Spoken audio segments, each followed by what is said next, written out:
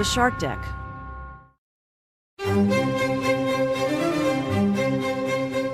Hello and welcome to Palace Intrigue. I am your host, Mark Francis. Well, today was the coronation of King Charles III, but let's begin with what you really want to know about Harry. It is believed Harry flew in on American Airlines Flight 136 commercial and landed at Heathrow Airport in London at 11:23 a.m. on Friday. A source told The Sun there were discussions that the seating could be arranged on line of succession, but that would have put fifth-in-line Harry front and centre and with William and Kate. Instead, the decision was working royals only at the front and work back from there. The Guardian spotted Harry walking into Westminster alone among a group of junior royals, wearing medals pinned to his suit jacket. He wound up seated in the Abbey 2 rows behind his brother, the future king. There were some funny photos of Harry on social media with his face blocked by the feather on the hat of Princess Anne seated in front of him. There are no reports at the time of this recording that Harry interacted with William or William even acknowledged his brother, although we assume royal sleuths will uncover more details in the coming days. Harry got seated at the equivalent of the royal kiddie table between Jack Brooksbank, the husband of the Duke of York's daughter, Princess Eugenie, and 86-year-old Princess Alexandra, a first cousin of Elizabeth II. Harry had no formal role in the service. Prince Harry followed behind Prince Andrew as they left Westminster Abbey. Neither appeared on the balcony. Harry was spotted at Heathrow Airport so he could be back in time for his son's birthday.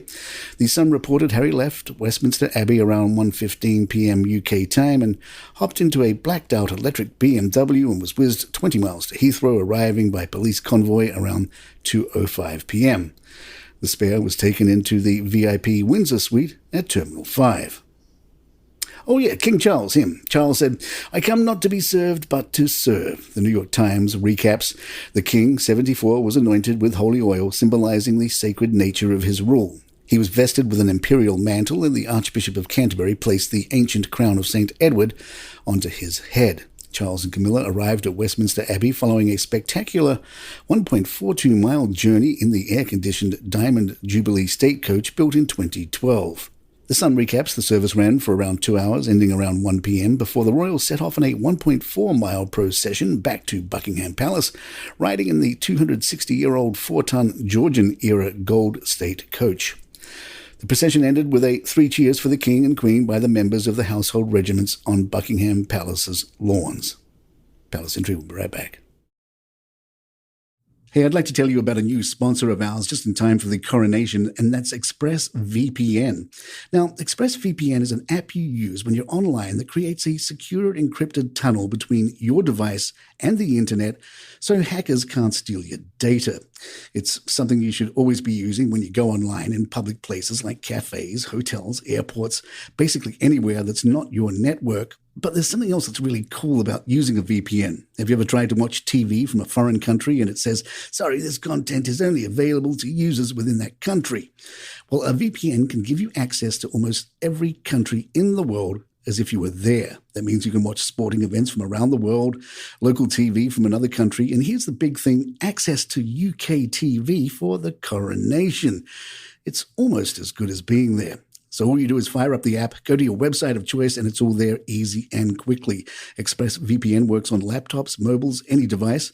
Secure your online data today and watch TV from around the world with ExpressVPN. Now go to expressvpn.com/palace and get 3 extra months free.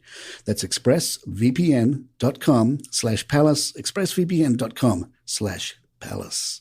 I'm Nina Hobson, ex-police detective from the UK. I've worked on every crime mentionable, from murder to kidnap to stalking to fraud. When I left the force, I launched my own investigations firm that soon became a global operation. I'm also a single mother of 2 to 2 members of my team, my son Harrison and daughter Amy. Every week, we'll be getting first-hand accounts from psychological experts, operatives, former criminals, actual victims of the crimes that we investigate, and of course, my very own flesh and blood. From Storic Media, you're listening to Codename Siren, a true crime podcast, available on YouTube and all major podcast platforms. It wasn't Harry the Spare that drew the attention, but rather Spare the next generation. Sorry, kid, but it was Prince Louis who stole the show on the Buckingham Palace balcony once again as he banged his fists awaiting the RAF flypast. The Mirror reports after the coronation ceremony, the newly crowned King Charles and Queen Camilla appeared on the balcony as they greeted the crowds waiting out on the Mall. They were joined by William and Kate and the other senior working royals and the pages of honour. As they waited for the scaled-down flypast to start, Louis was seen adorably banging his fists on the balcony, impatiently waiting for it to start amid the rainy weather. His appearance on the balcony came after the 5-year-old was seen yawning and fidgeting during his service for his grandfather, the king's coronation. He yawned again shortly after the king was crowned, just after midday. Shortly afterwards, television footage showed he was no longer sitting in the row. We're collecting a lot of fun stories about the coronation, which we'll share in the upcoming days. One story comes from the staff at the Mirror who write, "The ordinary folk that made the cut alongside A-list celebs and world leaders will have felt privileged to be among the chosen ones. That is, until they realized they had to sit for 6 hours without a loo break." According to advice issued to guests before the celebration, they were warned that toilet facilities at the Abbey are very limited. Comedian Adam Hills said he mapped out his toilet breaks as well as practicing limiting his fluid intake in preparation for the big day. Hills said, "We need to be there at 7:30 in the morning. We've been told that where we check in there are toilets, but that it is 600 metres from Westminster Abbey, and once we're seated, there's limited toilets available. I've been doing literally dry runs where I've tried to take in as little amount of fluid as possible and space out the caffeine consumption and see how long I can go. I made it 5 hours earlier on. I think I'm looking pretty good." And there you have it. If you'd like to email us, our address is thepalaceintrigue@gmail.com. Please follow us on Spotify, iTunes, Google Podcasts, YouTube, or your favorite app of choice. I'm Mark Francis. My thanks to John McDermott. This is Palace Intrigue, and good times.